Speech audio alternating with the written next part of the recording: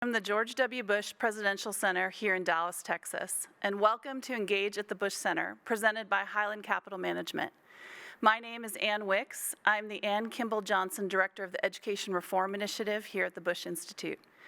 We're so grateful to Highland Capital Management for endowing our Engage at the Bush Center series, and we're so grateful to all of you for joining us online. Tonight, we're thrilled to present the Laura Bush Book Club, a conversation with author Michele Harper. This virtual book club is a natural extension of Mrs. Bush's lifelong and passionate advocacy for literacy and reading.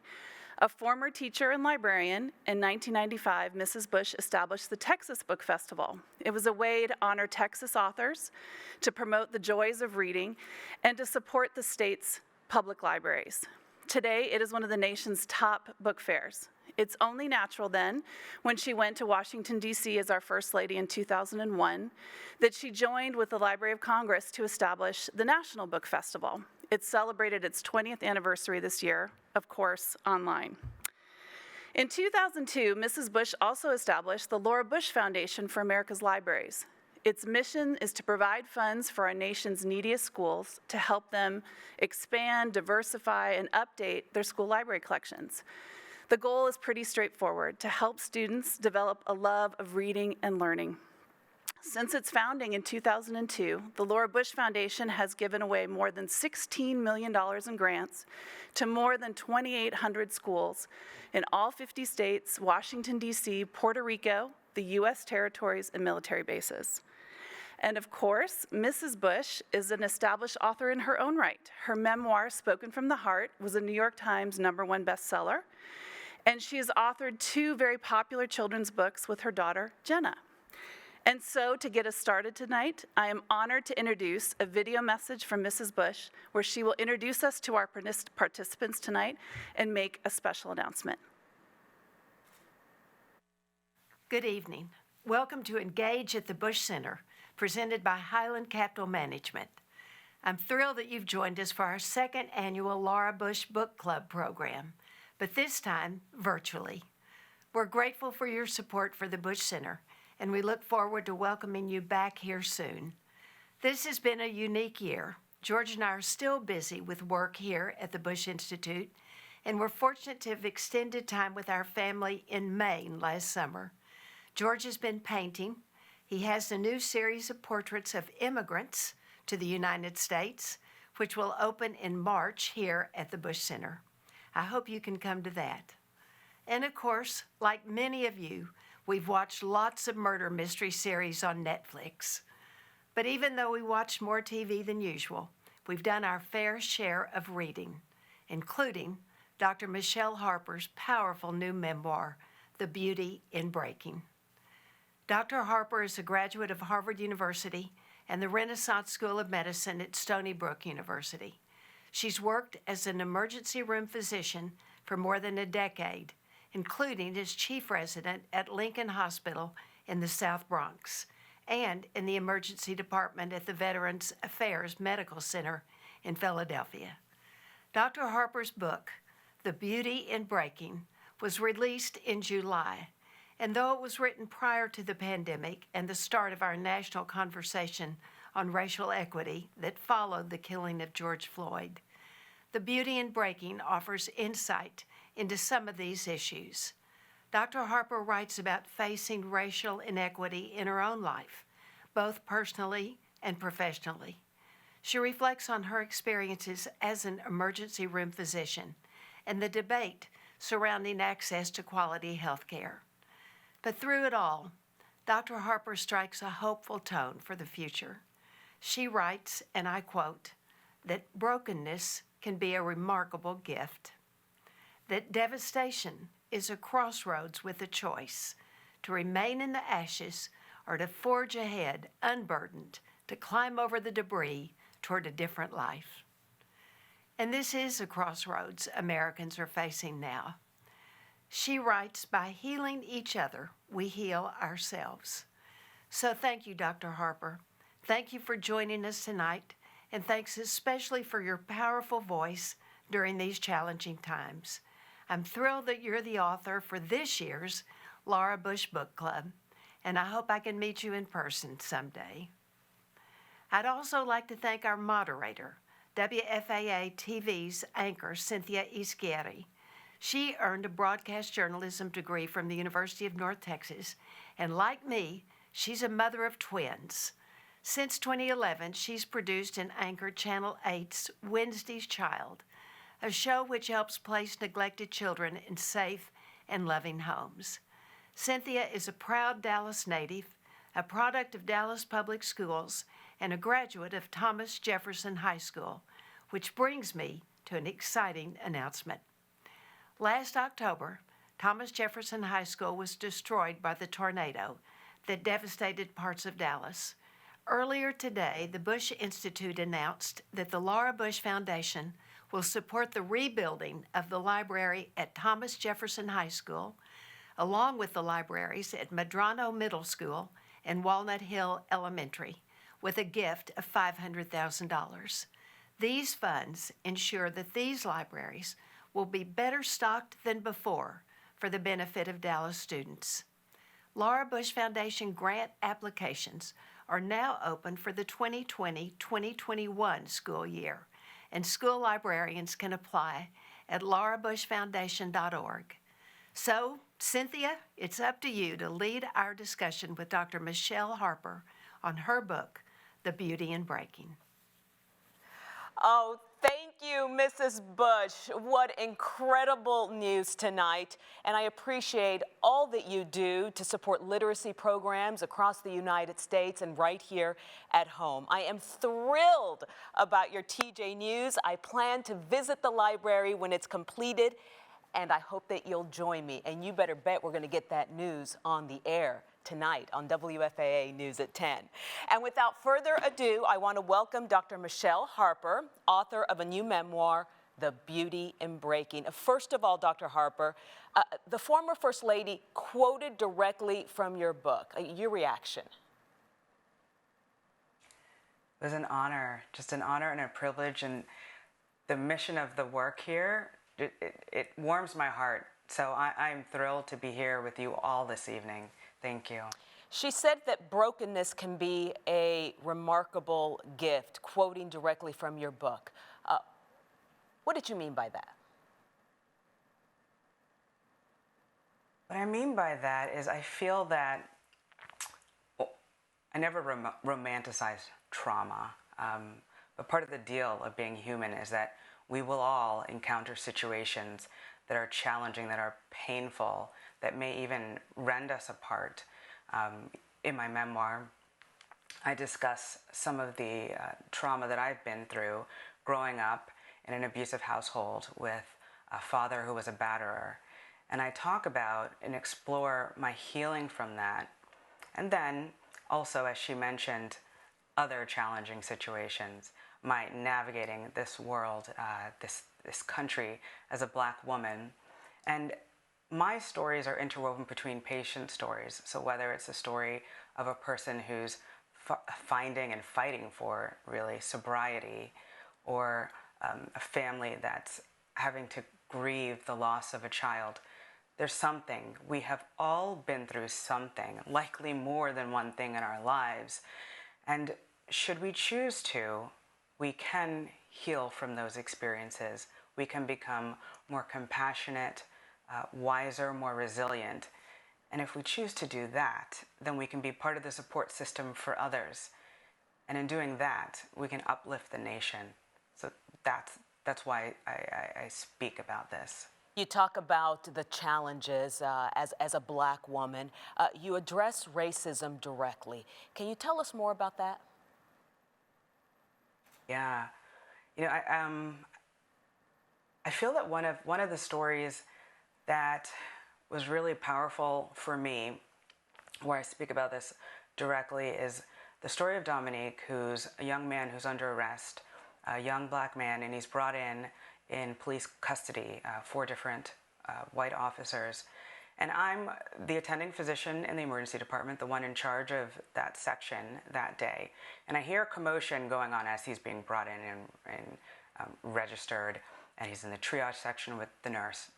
There's commotion. My resident, who's under my training that shift, walks over. She's a young white woman, and I'm thinking, okay, well, we'll see how she handles this, if she can de-escalate it. Well, what I hear ensue is that the police want us, the medical staff, to force an examination on him. They had stated that he had swallowed drugs, and they wanted us to examine him and get them out. That was the statement they made. He was denying this and did not want to be examined. I heard my resident say, "You must do what we tell you.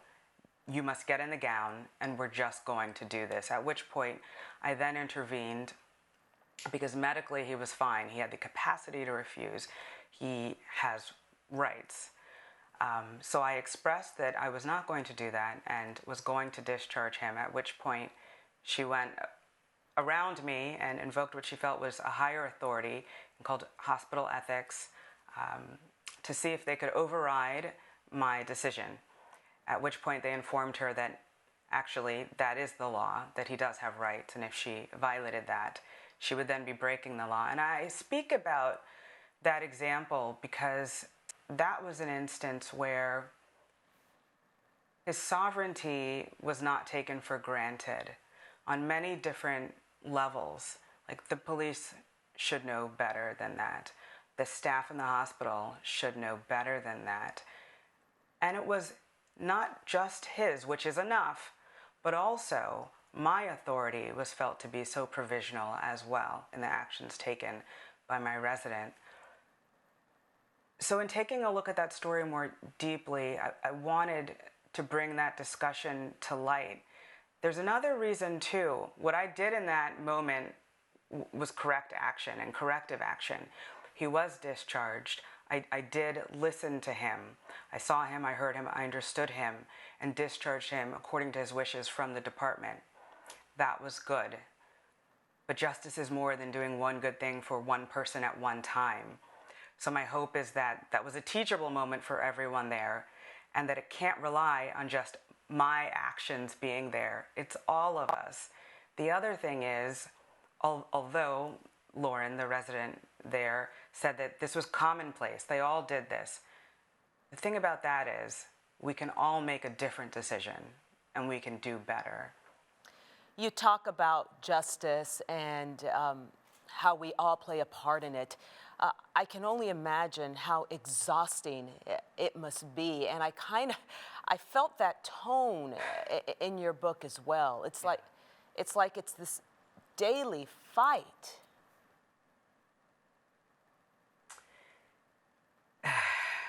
It is, and so I feel it's a balancing act. I mean, for me, it's still worth it, and I do want to bring this up because it can be really daunting. This work of justice, this work of equity. It can feel like you're pushing a boulder up a hill at all times. At the same time, it's also very restorative because for me, since it's my personal mission to work towards equity, and I think that's part of healing ourselves and the community and the nation, it's worth it. So yes, while I'm doing that, as I speak about in my book, do I also need to take care of myself? You know, self-care is another topic we discuss, especially now during the pandemic when we're all facing so much. Self-care is important, so that's why I'll do yoga, for example, the physical asana of yoga. In my living room now, because I'm practicing remotely and safely, eating healthy, trying to get as much rest when I can. So yes, I need to do that work in order to do my clinical practice as well.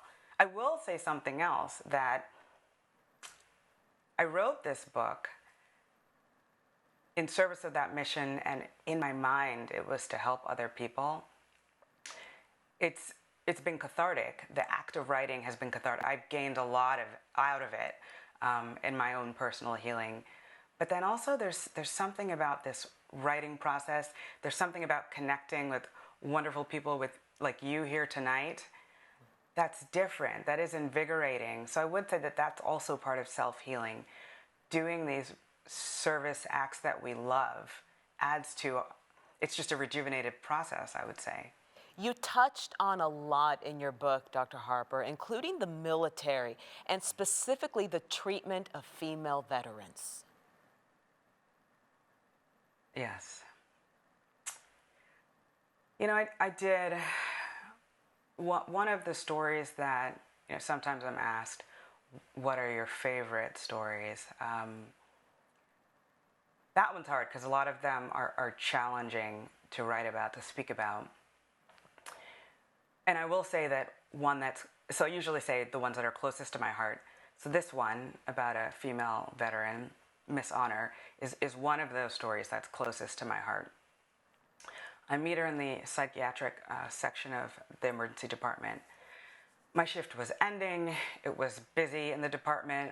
I felt badly for the night doctor who was not only going to have to take care of all the patients in the ER because it was full, but all those continuing to come in and fill up the waiting room. I felt bad for him because that's too much for one provider. I felt bad for the patients because they're all going to wait.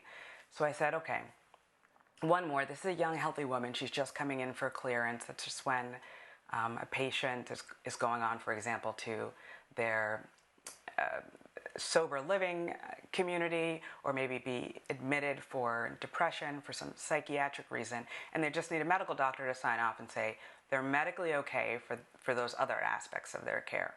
She was young and healthy. It'd be easy. I'd be in and out, and I wouldn't be there that late. So I go to speak to this young black woman, and she tells me her story, how she's getting sober. And I was done, asked her the requisite questions, did my exam, and was turning to leave.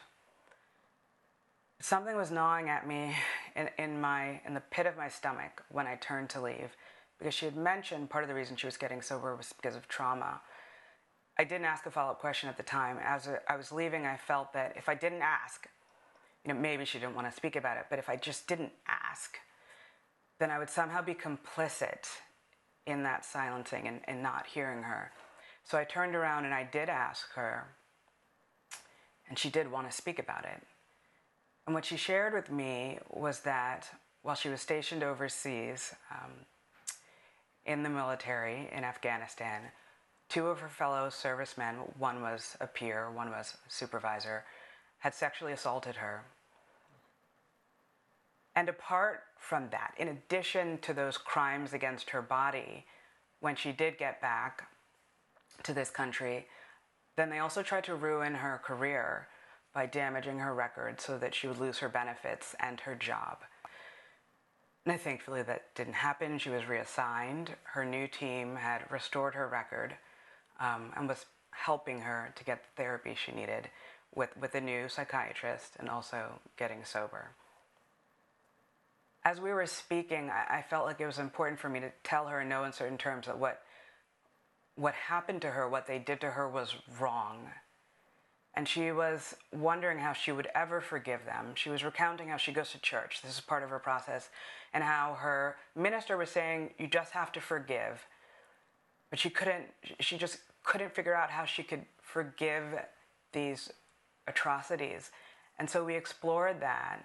And I said, well, maybe, it's not ever about condoning what they did, but about recognizing something in them that is just so broken that they could behave in these heinous ways, and forgiving that part of them so that she could move on. The point is her freedom, and she deserved to be free. She deserved to achieve and have the life she wanted. So she appreciated that and expressed that she hadn't ever really told the whole story. And I was grateful to be part of that process. What I didn't say in that time, because I didn't think it was appropriate right then and there, was that while she's fighting for her survival, and she has survived, and she deserves to thrive, while she's doing that, the rest of us who aren't in that survival mode, we owe it to her to fix the system that did this. That's what we owe it to her to do. And, I speak about that because, for example, it doesn't matter the institution. The military is one of the most sacred and honored in this country. And that's important. And, we owe it to the military as well, because those men weren't heroic. They shouldn't damage the institution and the credibility. And we should hold our institutions accountable to be what they purport, because that is a compassionate and loving act to say we expect more and you can be better than this. So that's why I discuss it, to address it on multiple fronts. Well, I wonder if you missed your calling and you should be a therapist, Dr. Harper. That, I mean, seriously, I mean, that you could get to the core, and I can't imagine how much that reached her soul and really helped her in her healing. Yeah, I hope so. And I mean it when I say we're all connected. So I hope it did help her, and I feel like it helped me too. I feel like it helps us all when we do that for each other. You were very open about your personal life. The physical abuse, just, man, talking about what your dad did to your mom, and then your brother coming in to try to stop the violence. How hard was it to write about all of that?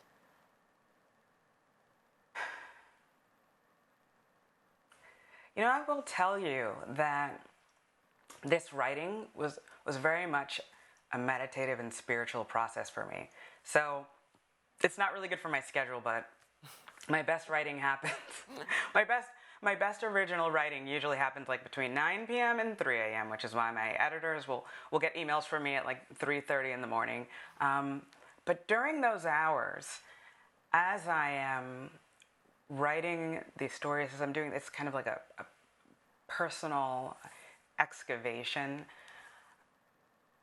I worked through a lot of it. So I will say to you that were there times, like when I was speaking about some of those stories or my divorce, where I would just weep, like I'd light a candle and play relaxing music and just weep. And here I was thinking, well, that was years ago. I've already done the work on this.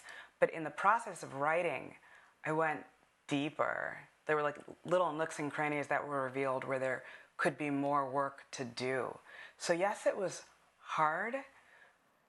But as I was doing it, it was like burdens being lifted, weight being lifted.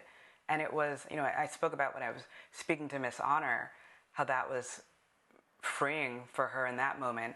I had the same process as I was writing. What's the intention of your book? What message do you want people to walk away with?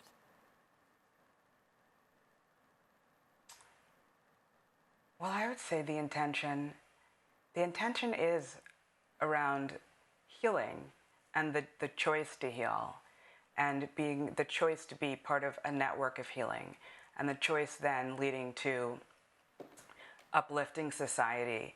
And there's more, because this is a memoir. I speak about many personal stories, although it never felt that, I have to tell you truthfully, I mean, even though I was being honest and vulnerable, it never really felt that personal to me, because these themes are universal. Mm-hmm. And it was so important for me, just even the structure that I chose of having each chapter being someone's name and interweaving my story between these chapters and the stories of other human beings. I chose that because I wanted a visual representation of our interconnectedness. Our interconnectedness as humans is so important to me to demonstrate and acknowledge and honor. And that's one of my, especially now, it's important for me that people take that away. I explore many themes, so I always say, well, people will get from it what they need. It depends on where they're at. It depends, you know, which stories will resonate with them most deeply. And that is true. But this theme of interconnectedness takes on a whole new importance to me now, at this particular moment in our history. What does your family think about the book? Family. I would say, and my family is pretty small. I mean, I think as a function of abuse, it's pretty small because it gets sectioned off. as part of the silencing. But that being said, for the most part, it's very positive and supportive. I mean, I have some family members who struggled with it because parts of our experience that maybe they had compartmentalized, well, now this story was going to be more public. It's hard to compartmentalize when people are asking you about it. So it's been tough for them. And then others just so relieved, just feel like, oh, thank goodness this is out there, and now we can discuss it and we can move on. So in general, it's been positive. People have reached out to me that I don't really know, and some people I've never even met saying, oh my gosh, now I get it, and I know why I never met you before, and it all makes sense. So it's been, I would say overall, it's been very positive. You put so much out there. And in terms of addressing the racism directly, social justice, what's your advice for people who are racist? Okay. Where to begin with that? So I would say it depends, because if someone is committed to racism, if they have insight into that is their belief system and they are entrenched in that bigotry, then I wouldn't say much. I mean, we have to choose our path in this life, and that's where they're at.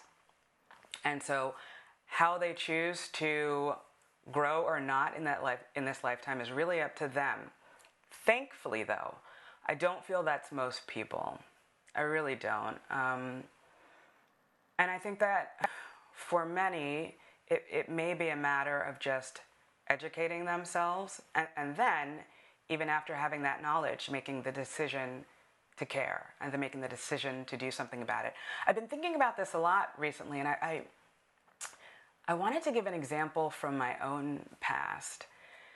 You know, when I think about bigotry and how we can grow up with these ideas of bigotry, and then what we do with it, I think about the fact that when I was growing up, I grew up in an affluent neighborhood, and we had a lot of financial resources initially. I mean, if you read my book, that changed. But initially, we had many financial resources.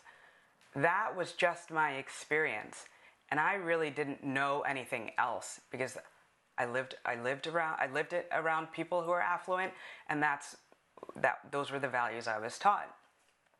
I had a friend when I was a teenager, and he came from a poor background, poor immigrant family. And he pointed out to me one day, you know, Michelle, I think you're pretty classist. You're pretty elitist. And when he said that to me, I didn't understand what he was referring to. I knew it was bad. I knew I didn't want to be classist. And I have to tell you that internally, not only was I hurt, but I was offended. I didn't say that to him at the time. I left that conversation and I thought about it. And then I went to the library and bookstores, because it was before this whole internet thing. I went to the library and bookstores and looked for books on elitism. And I started to read those books about class inequality and about poverty and cycles of poverty, and how problematic our distribution of wealth is. And when I started to think about it, I realized he was right. Now, the blessing of all of that is he was generous and kind to me, because he made that comment to me, made that observation, shared it with me, and he didn't abandon me. And he didn't criticize me and tear me down. He just told me the facts as they were. The other beautiful thing about that was I heard him. I did my own work, because it was my work to do, not his. And I corrected that about myself. And we continued as friends. So that's what I would say in that example, that if people are racist and want to address it, just like I had to address my privilege in that example, that's what it will take doing. Taking the information, not reacting in such an adverse way that you just shut down and choose not to do the work and grow. The other reason why I like that story so much is that because I was willing to do the work, my friend walked that path with me. He didn't leave. So on both sides, there was an openness. And that's what it's gonna take. Openness. So what response do you have for people who say that all lives matter, not just Black lives? Right. You know, so just like in that example, I didn't say to my friend, if those poor people would just get it together, you know, because that would have been an incorrect statement and also offensive. It's the same. You know, unfortunately, the reason we have Black Lives Matter is that they have not mattered. And so if they have not mattered and they get unequal care, which is well documented in medicine, unfair sentencing, like the justice system, justice is not applied equally. We could go on, we don't have that much time, but because they haven't, because there is this inequity, the statement, all lives matter, is not only untrue in that context, but it's also furthers just so much so hurtful and damaging. So that's what I would say. We got to get, I would love to be at that point where it was an accurate statement, but it is not yet. And so we can't make that statement until it is true. And truthfully, when it is true, we won't need to make those statements. So Right. we no longer apply. You know, you talk about the inequities in medicine. Healthcare in this nation, especially during this pandemic, has been brought to the forefront. What do you want people to know about the current situation in your line of work?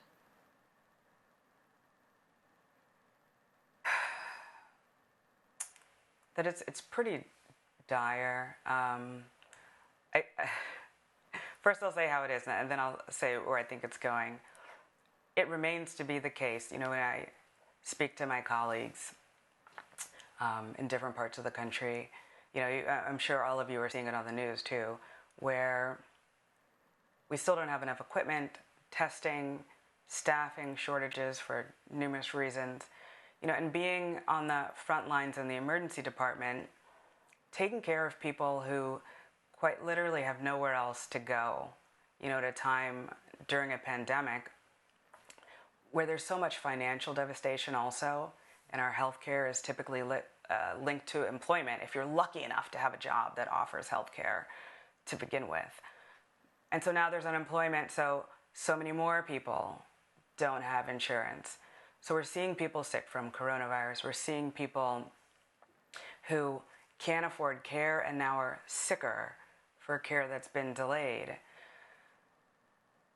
It's really stressful. And then the stresses of just anxiety, isolation, taking care of people increasingly who, you know, the patients I see, like the woman who is just sad and anxious and depressed and doesn't know what she's going to do because she's about to be evicted.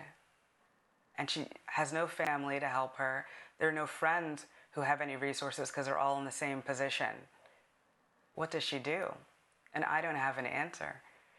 So those are the circumstances right now. And I bring those up specifically not to be depressing, but to be honest and to say that if there's something positive to come from this pandemic, I feel that one thing it's done is laid bare the inadequacies of our system in terms of healthcare, in terms of safety nets for people just in general in this country.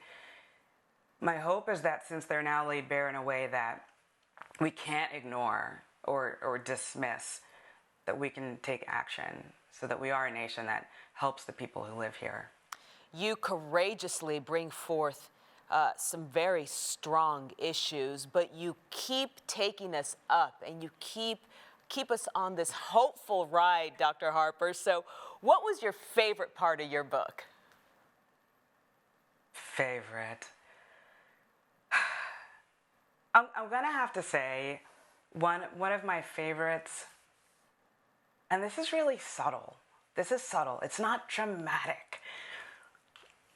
But one of the patients, middle-aged Latino woman who is just coming in, she's having headaches and high blood pressure. She thinks it's her blood pressure that's causing the headaches. And she finally makes time to call her physician.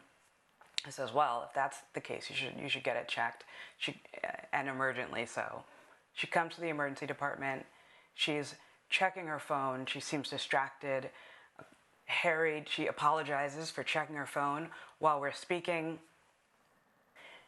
And we speak about why. And she says, I have to tell you, I should have followed up with my doctor sooner, but it's been really hard. And she tells me how she's the caretaker of her husband who's been diagnosed with cancer, and also her grandchild who has special needs. The parents are not involved in the child's life. She and her husband have custody, but now he's not really in a position to help, and she's got to do everyone, and she's always there for everyone. And now she's having these headaches, and we speak about that, and we speak about ways that maybe she can take time out for herself. Because yes, we're going to do the whole evaluation, but I think that probably medically she's okay now, but she's under a lot of stress that can lead to health problems. So while we're waiting, she decides to meditate, because she tells me one thing she used to enjoy. She would do martial arts, and her sensei was a very spiritual man. So each session they would meditate, and she misses that. And that's something she could do that wouldn't take up a lot of her time and resources, and she could still be there for everyone and do a little for herself. Well, after the workup, we speak again. I didn't do a thing for her. I didn't give her medicine. I just waited for the results, and her blood pressure was much better. I mean, it was ER excellent at that point. So I didn't need to give her any medication. And we talked about how she would need to follow up with her doctor for other blood pressure checks, and maybe they would need to tweak her medicine.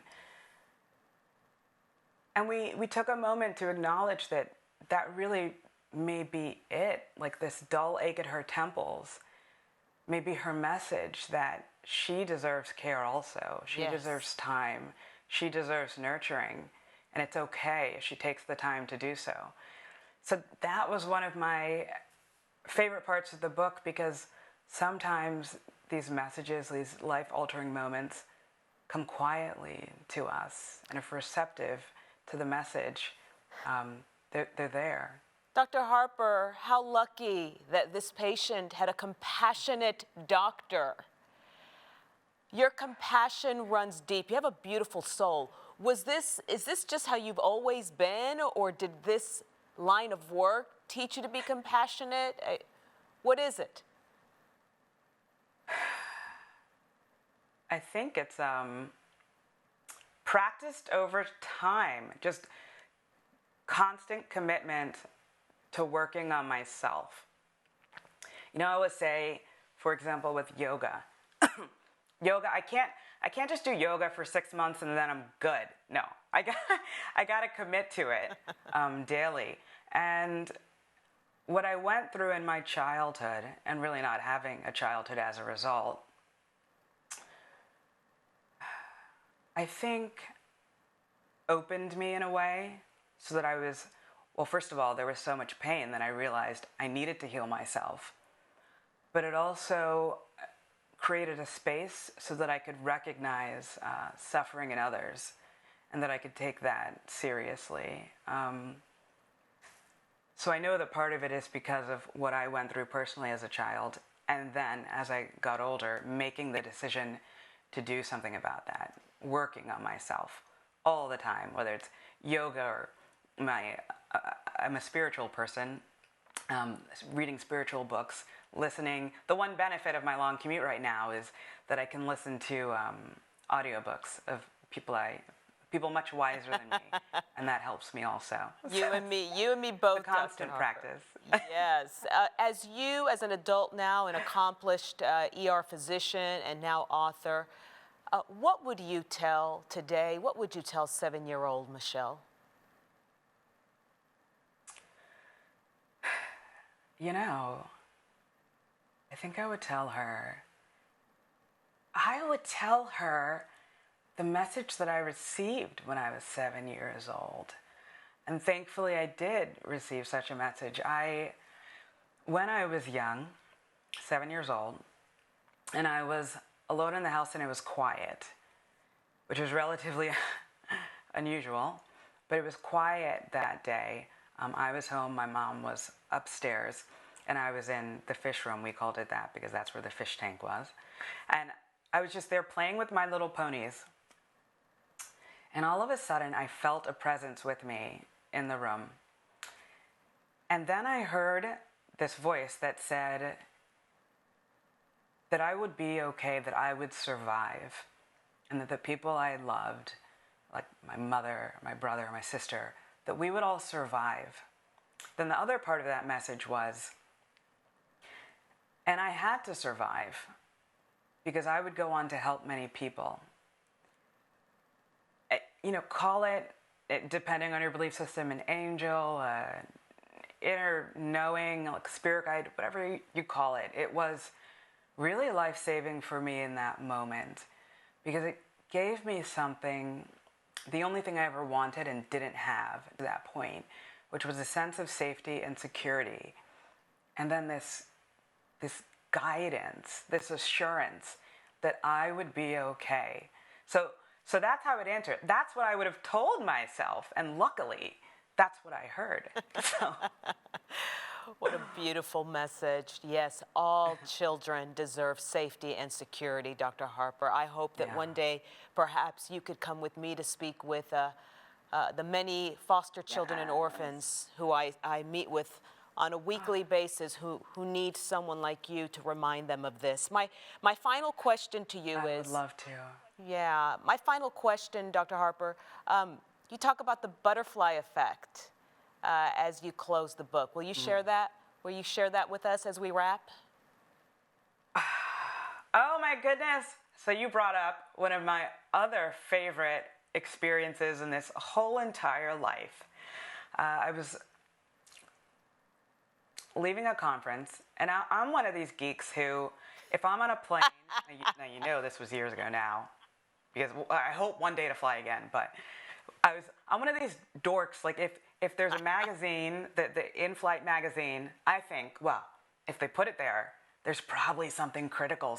I better just skim it so I don't miss anything, some important safety alert or maybe a restaurant recommendation that I desperately need right now. So I go through it, and in this episode, this edition delivered because it discussed the life cycle of a butterfly. And so a caterpillar, part of its process, it makes this cocoon, and when it's in there, we all know the butterfly, but something happens in this cocoon before that point. The body literally breaks down into goo. Scientists do not know why it has to degrade in this fashion. How it goes from a formed body to goo to this majestic insect, but it does. And so when it emerges, it's this beautiful butterfly. And I thought to myself, that is amazing. Like, what a gift to know that, because it gets back to this brokenness. We've all had these experiences in our life where we feel absolutely decimated, just destroyed by what has happened, where we may just be a heap on the ground, bawling in a fetal position, where we become goo. But there's a point after that. If we get through that, there's the other side to that, and we can emerge better. So that's why that's one of my favorite stories, because I feel like we're just like the butterfly. If we choose it, we're just like that. Where can we find your book? Do you have it in audio version? This is, you've got a couple of minutes to tell us all about the book and where to find it and what you hope happens with it. It is everywhere. You know, I always say it's great if you can get it at your local bookstore. It is. It's also just everywhere books are sold. And there is an audio version. Unfortunately, I couldn't record it because it was recorded during the pandemic, and I don't have all that equipment. But yes, there's an audio version also. So it's really exciting. For all of the people watching right now, Dr. Harper, I want you to talk to them directly. Take a minute and a half, and just tell them what's on your heart and what the message you want to leave them with tonight. My message is, whenever someone asks me that, it's probably pretty easy to remember because it's always the same, that my mission, like my guiding principles, are honesty, radical honesty. Because I feel like it's so important if we're going to heal, if we're going to make progress, if we're going to address any situation, how important it is to be radically honest about what it is, what the situation is, what our role is in relation to it, how we feel about it. And then the next part, after that radical honesty, is action, and taking action from a place of integrity. Those are my guiding principles in life. Now, the third thing I would say is that I hope right now, at this point in our country, at this point in the world, that action from a place of integrity will lead us to collaborating, to recognizing the humanity in each other, recognizing that there is a way for us to work together to move forward. There just is. There always has been. The factions are just more hardline than ever, but it doesn't have to be. We can make a different choice, and we can make progress. For you talk about taking action. For those of us who are not Black, where can we start? So, on the topic of like anti-racist work and working towards justice and equity, I think, and I always like to just get to the root of it. So what I would say is important to start with deciding that you care, deciding you want to educate yourself on the topics. There are multiple fantastic books on it. Now, the books won't do the work. It's after having that knowledge, then taking stands in one's daily life, treating people fairly. When you see someone not being treated fairly, speaking up, working towards diversity, like in representation, in employment, in promotion. Oh my gosh, we didn't even get to that part. Employment and promotion, and diversifying one's social networks and groups. It's all of that. It's just a lifestyle, really. Dr. Harper, you have been incredible to have a conversation with tonight. Thank you for your courage. Thank you for your compassion and for your smile. Thank you. It's been an honor and a pleasure, just delightful. The beauty in breaking. And thank you to you, Mrs. Bush, for inviting me to moderate tonight, and for your incredibly generous grant of $500,000 to help rebuild Dallas public schools, including my beloved alma mater, Thomas Jefferson High School. Applications are now open for schools who would like to apply for next year's grants. Thank you to Highland Capital Management for being the presenting sponsor of the Engage at the Bush Center series. And please join us for our next program on December the 15th. It'll be a fun conversation with former White House staffers telling stories that reflect on the lighter side of the presidency. We're calling it One Time in the Motorcade, and you can register at bushcenter.org. Thank you for joining us tonight. I'm so glad you chose to spend an evening with us. Good night.